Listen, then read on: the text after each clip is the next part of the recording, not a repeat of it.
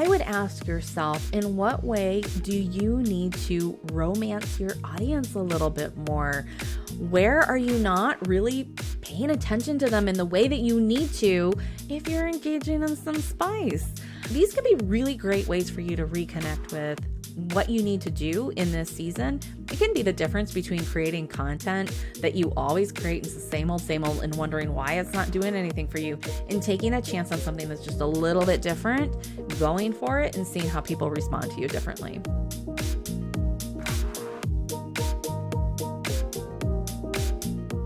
Come join me this week for some really fun extracurricular activities, which have actually turned out to be the best business activities.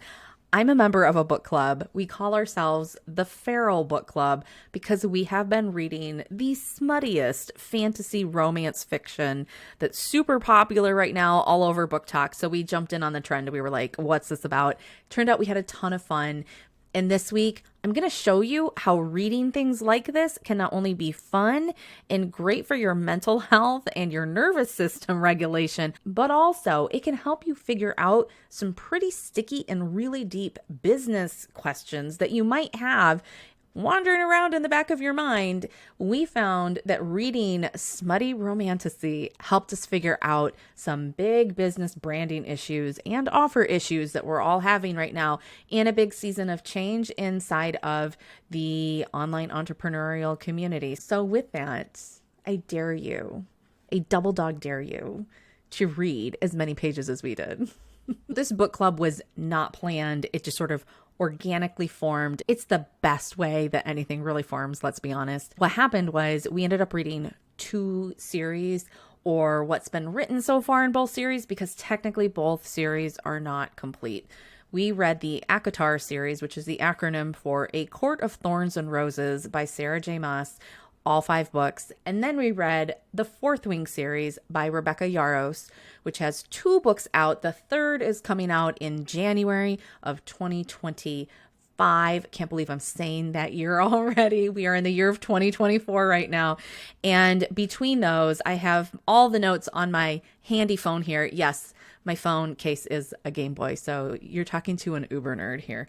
We read ACOTAR and Fourth Wing for a total of 3,876 pages. Technically speaking, ACOTAR consists of 2,736 pages when you read all 5. For the 2 first books in the Fourth Wing series, they come out to a whopping total of 1,140 pages. Those 2 sums together come out to 3,876 pages. It's a lot of reading. We also read that in the course of 2 months. So we've been busy little bees and we've been having a lot of fun. Spicy chili pepper emojis aside, we actually discovered some really important things that were useful for all of us. I'm going to share the questions with you right now so that if you also have been trying to find some purpose and pleasure, you can learn how to mesh these 2 things together. Okay, first things first, let's do just a couple seconds of housekeeping.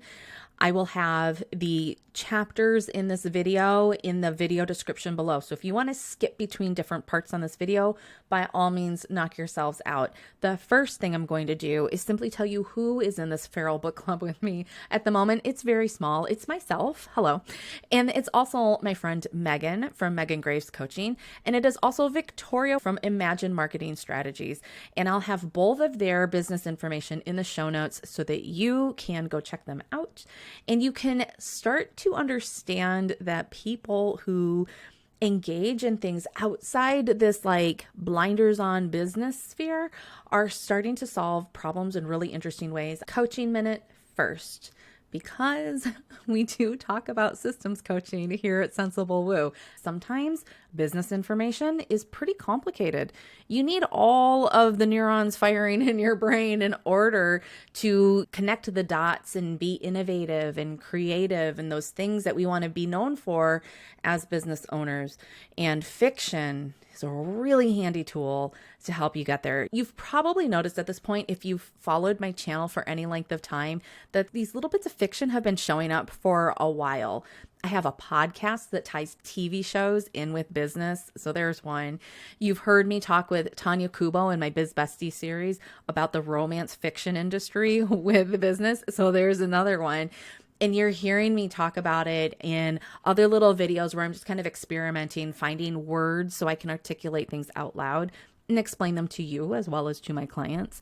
Fiction is a great vehicle to help you do that. For Feral Book Club, Megan, Victoria, and I got together when we realized that we were all reading the same books and that we were all going to race to the finish line and read them together, get together, have a conversation. We chose high tea, so it'd be nice and proper, of course.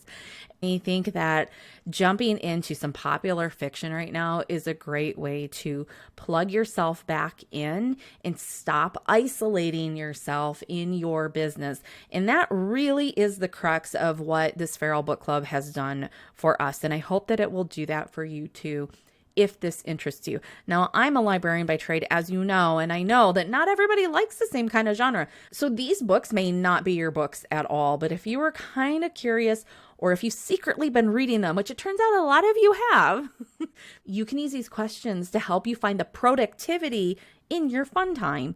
If you don't like these books, but you really love other types of fiction, you can take the same questions, but substitute out the titles that I'm using for the title that you're reading. It might be a way to help you unlock where you are stuck right now, because no matter what your favorite influencer out there is saying right now, our business environment has shifted since COVID. The market is different. Inflation has made things different. So that alone means that you're going to have to adjust something this year.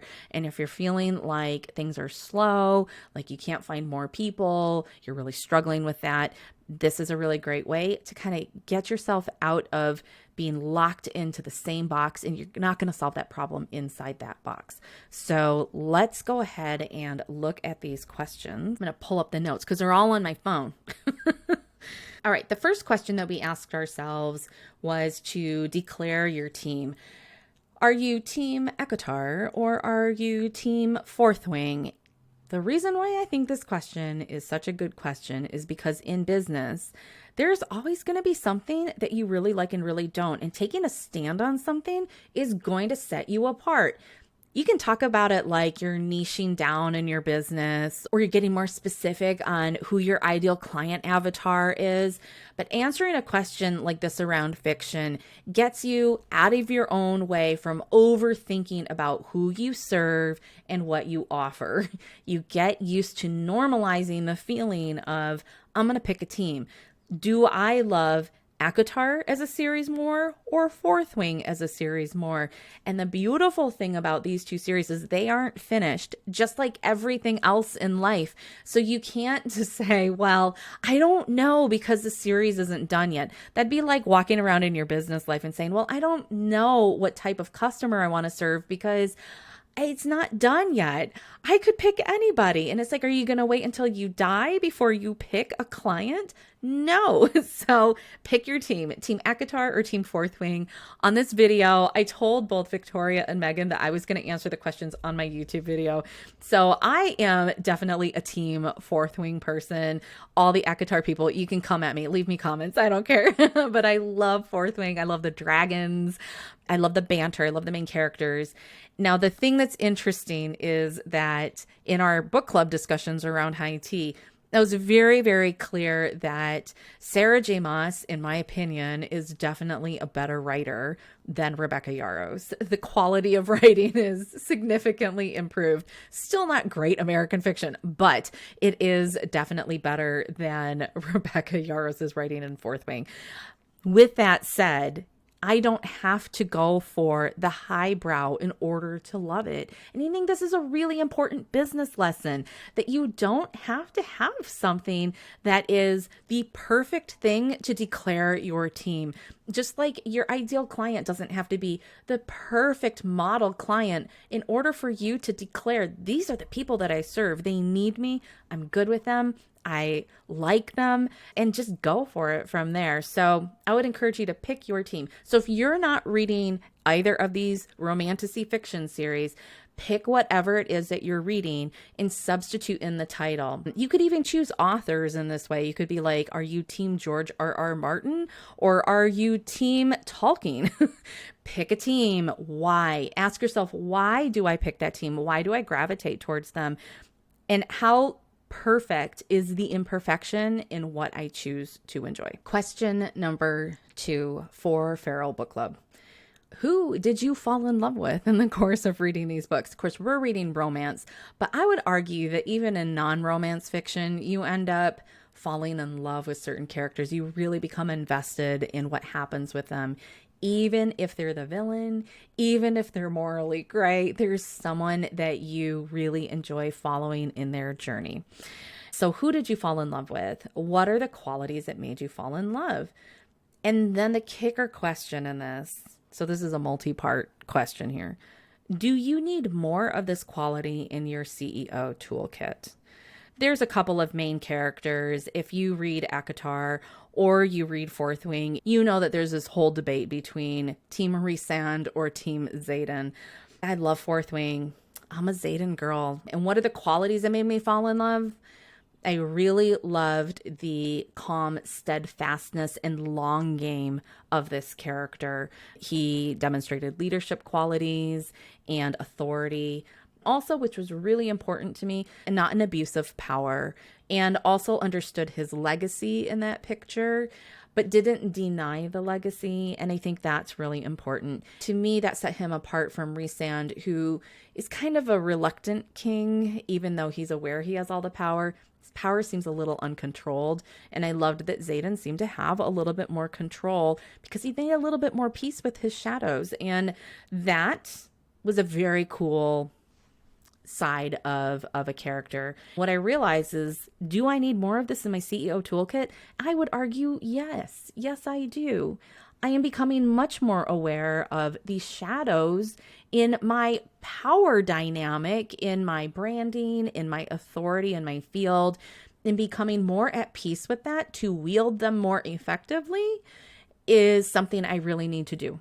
That goes so much far beyond being powerful in the way of exerting some kind of influence. It's really about having more of a quiet and steady mentor-like presence in the world in which I exist. You can see that happen with Xaden as a character, whereas with Rhysand in ACOTAR, I find that he has more of a top-down approach, even though they have their inner circle, and it's kind of like the Knights of the Round Table. But I appreciated the creative constraints for Xaden a little bit more. They felt a little more true to the experience that I am having, and that's why I picked him. Question number 3. The question is, no, but really, who is actually CEO of your business right now? And pick one from each series. So who from ACOTAR would be the CEO of your business? Who from Fourth Wing would be the CEO of your business? After examining that, if you could choose a mentor out of those two choices, who would it be? So I really had to admit that if a character from ACOTAR was actually CEO of my business right now, I hate to admit it, but I think it's Cassian.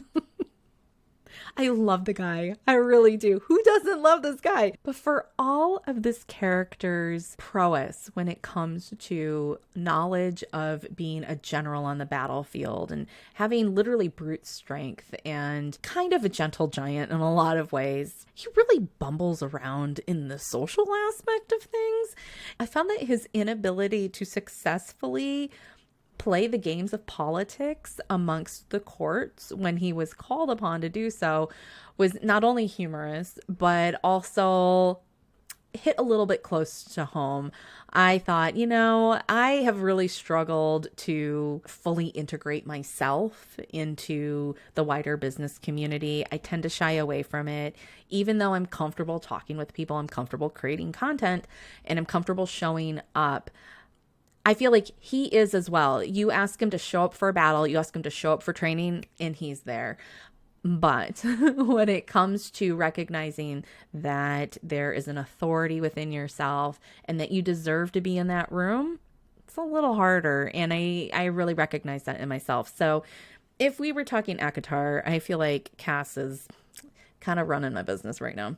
If we're talking fourth wing, who is actually the CEO of my business right now. Now I think we're talking Jacinia, because she's a scribe. She kind of holes away into her library space all day, and she has access to a lot of knowledge. She's very sharp, very keen. She can connect the dots. She's very helpful. People know to go to her. She knows how to navigate delicate information situations, which I feel like I do a lot as a coach and a lot as a content creator. I work in the back end of a lot of other people's businesses. I see all kinds of stuff, and I feel like that quality really shows up. However, Jacinia is quiet. She's not out in the front. And I feel like I could use a little more visibility. I feel like there is something important about being seen a little bit more. Something I have loved in all of the TikToks and the Instagram reels and the YouTube videos and podcasts dissecting all of these characters is how fourth wing readers have noticed that the books have been framed up by Rebecca Yarros, the author, so that they say they have been translated by Jacinia so that the information can be kept for historical purposes and for posterity's sake. I think that is something that I saw in myself, that I tend to aggregate a lot of information, but it tends to be in this quiet space. As a business owner, I think I need a little bit more oomph. Dragon oomph if I want to grow the way that I want to grow. But if I could choose a mentor out of Cass or Jacinia, who would it be? And I have to say, I think I would choose Cassian as my mentor, because there is something in that visibility piece that he is more adept at, has more experience with than Jacinia. There is something about the way he shows up physically and isn't afraid to be there physically that I am learning to get comfortable again with, and never quite really got to that point. And I would really like to, and I think I could learn a lot from him. Question 4. Which character best represents the qualities of your ideal client? Do they live or die? This was a hard one. This was really hard. So from either series, oh my goodness. At first I wanted to pick Liam from Fourth Wing, and no, Liam does not live. It just, justice for Liam. I have to not think about that too much. I literally cried at that point in the book. I will cry again. If you know, you know. I ended up actually picking Rhiannon because this is very, very important. She best represents the qualities of my ideal client because she is not yet at the top of her game. She is definitely on the rise. She's got all the talent, all the skills, all the abilities, but she's still in a learning process. She's in that middle phase, and I've always worked really, really well with entrepreneurs who are in that middle growth phase. So they're not the year one beginners who know nothing about nothing. They're not Rhiannon crossing the parapet with the wrong shoes, okay? They are Rhiannon year 2. So maybe I should be more specific. It's Rhiannon year 2 at Basgiath College. She's gained more authority. She's gained more responsibilities. And there's one thing that she does that is so brilliant as a character. I love the way she's written. She works really, really hard. She never stops working. She still has fun. She enjoys the crap out of her life. She loves her friends. She's extremely loyal. And also, she needs to learn more things. She admits it. There are things she does not know that she does not know, but she's a really great collaborator. And because of that, I really love those qualities. I love that she's really not in denial about her experience. And that, I think, is the thing that makes it important for her to be my ideal client. And the fact that she's a survivor so far, she's living. That's also important. All right, next question. Which character best represents who you absolutely do not want to work with? Do they persist in living? Because let's be honest, these are the characters you would like to see die off. But a lot of times they persist. And in real life, There are a lot of people you don't want to work with or collaborate with ever again or have anything to do with, and yet they persist. And you're like, how are they still growing an audience? Just goes to show there's something for everybody. You might love this morally gray character over here, and somebody else is like, I can't stand them. Originally, I really wanted to say that the character who best represents who I absolutely do not want to work with was Nesta from ACOTAR. She's very polarizing. People either really love her journey and appreciate it, or they're just like, I can't stand her. And I'll admit, I came to appreciate her by the end of the 5th book in the ACOTAR series. Man, it was hard though. But I realized it's not Nesta. I actually have a lot of peaceful coexistence with Nesta. There were aspects of her that hit a little too close to home for me, which I think is why I did not like seeing that reflection. But I discovered that the character who best represents who I absolutely do not want to work with is, drumroll please, Elaine. I have a really big fan theory about Elaine. So I already had a spoiler alert on this earlier. So if you have not abided by that at this point, you might want to, I don't know, pause and finish reading your books and then come back here. But I really feel like Elaine is like the dark horse villain who's going to come out in this series. I don't trust her. There's something about her that's really off. There's something magically not right about her, but she presents herself super sweet. She's very angelic. People seem to sort of fawn over her. And if you have listened to my podcast from last season, it's a wonderful episode where I talked with Eunice Brownlee about abusive and coercive control that happens inside of the business communities and in our professional lives, not to mention our personal lives. And one of the things that is a really telltale sign is when people are fawning over someone else. And fawning is when you just kind of are always trying to make them happy. You're trying to help them get better. and it just kind of goes on. And that person sort of starts to siphon off your energies. I see that happen with Elaine, but people did not fawn over Nesta. Even Nesta fawns over Elaine. But the clue that I had is in the most recent book of this series. The longer Nesta doesn't have contact with Elaine, the healthier she becomes. She starts to find her autonomy again. She regains physical health as well as mental health. And she really finds out who she is without Elaine. I have another theory about Elaine, that Elaine is cooking and baking things into food because Nesta does not eat Elaine's food for a very long time, and she starts to get better. So the things that people feed you, whether it's information or affection or attention or validation, that can create this unhealthy dynamic. And that is the reason why I think Elaine best represents who I absolutely do not want to work with. Yes, she persists in living right now, but something with that girl did not turn out right when she popped back out of the cauldron. You know what I'm talking about. So like, what would I do with that information? I'm doing this thought exercise right now. We did this thought exercise over high tea, and we're talking about a fictional character. In this case, I'm talking about Elaine. So I make this connection. Which character best represents who I absolutely do not want to work with? Elaine. What does that tell me about how I'm going to approach my business? I'm more likely to be better aware of certain characteristics, even if I have a difficulty articulating them in particular detail. I'm going to be able to walk around throughout the world now doing, say, business networking events. And as I meet different individuals, if I start to get the Elaine feeling, I'm going to be able to go, ding, ding, ding, something's not right. Maybe I still need to get to know that person just a little bit more, but I'm probably going to be a little bit more cautious.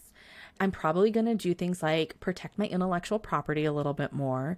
Maybe I don't share everything with them right away. And I really get to know who is this person before I decide, is that somebody I feel like I can trust right now? As opposed to the feeling of Cassian, which is like, I feel like this person could give me mentoring. How might I approach people differently, even if I'm intimidated by somebody in a way that if that winged Illyrian was in front of me, I would be very intimidated. The way he's written, he just seems like a behemoth of an individual.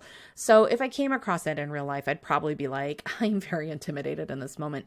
But I'd be able to recognize the difference in my emotions and in my thought patterns between that mentorship feeling that I just described in the previous question versus there's something that is not a fit between me and this other person. In this case, using Elaine as the example. And that way you can slow yourself down. You can make better choices and judgment calls on what you want to do and who you want to collaborate with. The reason why this question, in my opinion, as a coach is so important to examine is that you're never going to be right 100% of the time. People can surprise you, which is why you want to give yourself time to get to know people. This is why we create relationships in business. Business is all about people and relationships. But I've had hundreds of people come through my coaching room within the last 5 years. COVID really exploded the whole thing. I've never talked to so many people in my life over Zoom. And I'm amazed at how many times people come into the room, sometimes crying, telling me that somebody didn't treat them right, that the collaboration went sour, that they wish they had known this quality about that person or the organization or the project before they got started. And just to set the record straight, there's always going to be a situation at some point where you thought you made the right judgment call and it wasn't. I did this recently. I thought I was making a great judgment call about a network. I even helped them set up the rules for their network. And I quickly realized that it was not the right fit. I was getting little tiny inklings of something about this isn't right. But it took a while to really get to know people. I can take that information now from my real life lived experience with the reflection I have about a character like Elaine from a piece of fiction. And I can now make better judgment calls moving forward. The number one thing that usually happens for me and for a lot of other people that I've seen go through this is simply pacing. You're going to end up taking your time a little bit more to figure out how does this story play out. I think I need to read the next book. A lot of people are assuming that Sarah J. Maas's next installment for the ACOTAR series will be from Elaine's perspective.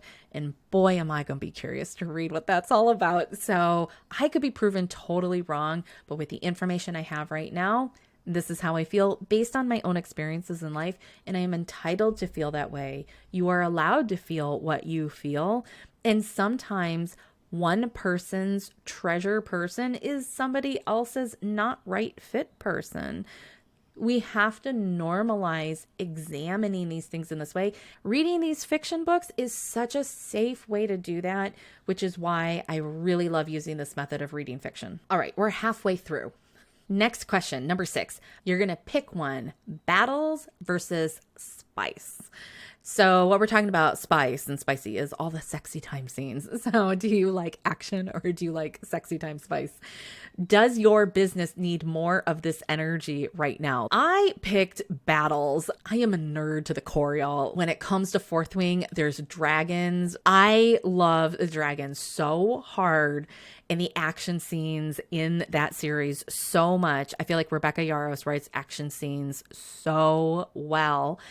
The action and battle scenes were great in the Sarah J. Maas universe as well, but there's something about the energy and the pacing in the Fourth Wing series that just really, really hits all my green light buttons. So I chose battles over that. I feel like spice is something actually quite easily acquired in a lot of different fictional sources. If I want some spice, I'm going to find some spice in a whole bunch of books. The follow-up question is, once you've picked your team, battles or spice? Does your business need more of this energy right now? And the reason why this follow-up question comes into play is because Usually the thing that we are choosing is something that we desire. We're magnetized towards it. And so with the battles, there's this fast pace, there's this action. It's very punchy. It's very exciting. It's really hard to put down the book when you're in the middle of a battle scene. I feel like, yes, my business needs more of that oomph. That is the technical term. It is oomph. I need a little bit more get up and go, something that's a little more catchy, things with more hooks, things that get my audience as excited about what I am doing as they would like to be. If you pick spice, I would ask yourself, in what way do you need to romance your audience a little bit more?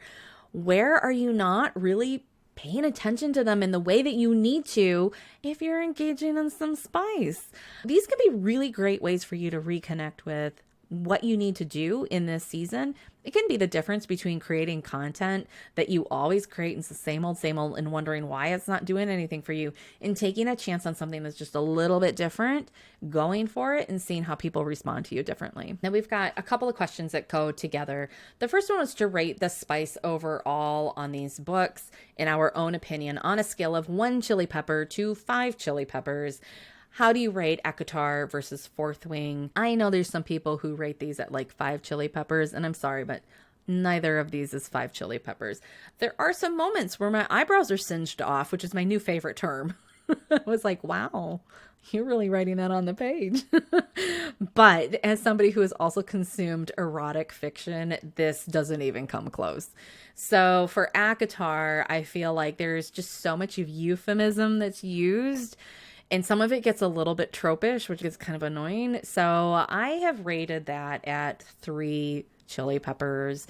I feel like Sarah J. Maas does a pretty good job, but there's something about her vibe when she writes where it feels reserved, and it feels like either she's hesitating to get into it, like it still makes her uncomfortable, or she just goes all the way and you're like, whoa, that's a lot on one page.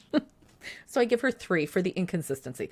I give her 3 chili peppers. And for Rebecca Yarros in Fourth Wing, I'm giving her 4 chili peppers because, damn, that woman wrote some scenes that I was like, what? Because of that reaction, I'm giving her 4. But again, a little inconsistent with some of the action. However, I will give Fourth Wing major props because I think one of the spiciest scenes is the one where our favorite shadow daddy, Zayden, disarms Violet while training on the map, and he just plucks her knives out of her vest one by one, and no clothes comes off. It's just a training scene, and it is the sexiest thing ever. I would give that scene like 4.5 chili peppers because there's something so tantalizing about it. Well done, Rebecca Yarros. All right, now related to this, if the chili peppers were a measure of magnetism in your business right now, rate your own business from 1 chili pepper to 5 chili peppers. And you know what I hated to admit was, like, I think the reason why Sarah J. Maas is driving me nuts is because I am also 3 chili peppers, and very inconsistently at that. I think on an average basis, I hit about 2 chili peppers in terms of magnetism. I think I'm getting better at it. I have been working with paid content this year, which has been helping a lot, and I see the benefit in that. But I've also been learning to come out of my shell more, talk about more of these exciting topics that previously I would have been like, well, it's not consistent with my branding, maybe I shouldn't. And now I'm like, screw it, we're doing it. And I've been a lot more bold. I've been putting out a lot more content, and I've made some really strategic business structure decisions in the past year, namely putting down the mastermind style programs that I used to run and shifting back into paid content. But on the side, I'm still doing a lot of B2B consulting, and I'm still doing a lot of Voxer coaching one-on-one with clients in that container. And so there's kind of this inconsistent mix until I get through this transitional period. But I feel like I'm starting to hit 3 chili peppers sometimes because I'm getting a lot more engagement and a lot of content. And that is very exciting. Most of the time I notice that over on my email list, which is something I have made a concerted effort to grow over the years. So if you want to see what 3 chili peppers looks like in my business, you can subscribe to that for free in the link below this video. That's my little sales pitch for you. We're almost done with the reflection questions. We are talking question number 9. If each of these series were business thought leadership books, what would be the take-home lesson for each? I really feel like the take-home lesson in ACOTAR is that navigating seasons of change is really difficult and you cannot do it alone. You need your team. They have their inner circle. And also the team needs to be really good at communicating to the wider world around them, which they struggle with and they start to get better at as the series goes on, but they're really flying by the seat of their pants. So I feel like that would be the major take-home lesson for ACOTAR. For Fourth Wing, what would be the take-home lesson? And I feel like for Fourth Wing, it is that sometimes you got to break the rules. I feel like Fourth Wing shows this rule breaking happen in powerful ways again and again. Everything from Violet receiving 2 dragons instead of 1, getting bonded with 2 instead of 1, all the way to the way that Xaden has been secretly training all of the other kids from these exiled communities to keep them safe. They're literally breaking the rules. They're meeting off campus and making sure that they can survive. The sort of main character inner circle that you follow throughout the series, they regularly break the rules so that they can rally against what turns out to be the authoritarian power that is not doing good things for the people of their land. There's no way that they would be able to help as many people as they can if they didn't break some rules. Second to last question. What is your biggest criticism for each series? Biggest criticism for ACOTAR? I really feel like the biggest criticism I have is that overall, the books need a lot of editing. There's so many pages in this series, and I feel like a lot of them could be, with the exception of the 4th one, which everyone calls like the Winter Hallmark movie, all the rest of them, for the most part, could do with like 200 less pages per book. There's a lot of things that get drawn out. I feel like the author, she gets a little fixated on certain topics and certain elements of character. While I really appreciate that she's making a point about how long it takes for people to recover mentally and physically from harrowing events in life, I feel like there's different ways that you can write that without having it to span like hundreds of pages. I feel like they could be a little tighter. How does that relate to my business? I am also somebody who's a little long-winded in her words. I make long videos. I write long newsletters. Like, I'm not short on words. I think I could do better with more editing time, building that into my workflows that I set up in my business so that I am also a little tighter and snappier. And I bet some of my content would probably do better as a result. If I was looking at Fourth Wing for biggest criticism, my biggest criticism actually is that the smartness behind the characters and the premise get a little cheapened by the quality of the output. So it's really funny because this is almost like a quantity versus quality issue for me as I analyze them. I feel like Fourth Wing has a quality issue where ACOTAR has a quantity issue. And in Fourth Wing, I feel like the characters are actually incredibly engaging. I feel like the dynamics and the plot twists are excellent. The cliffhangers are fantastic. And yet the language sometimes is a little lacking. It makes things feel a little cheap. The way different plot points are segued within each other also are a little disjointed sometimes. It doesn't take away from the ride, though. The pacing of it is so good. You kind of forgive these quality issues. But because the series is still pretty early, we only have 2 books, and I believe there are 5 total that have been contracted from the publisher. It's going to be interesting to see how Fourth Wing evolves. I'm really hoping that in the 3rd book, which comes out in January, that we see some of the quality issues rise because so many of the really big plot points have been established. I think that for Fourth Wing, part of the quality issue is also that because the pacing is so quick, some of the world building's a little thin. Whereas in ACOTAR, even though her world building isn't in the classic sense like Tolkien, with like a whole new language and everything, there's a little more setup. And so it'd be really nice to split the difference between both of these. And I feel like my own business journey, I could learn a bit from that. Final question.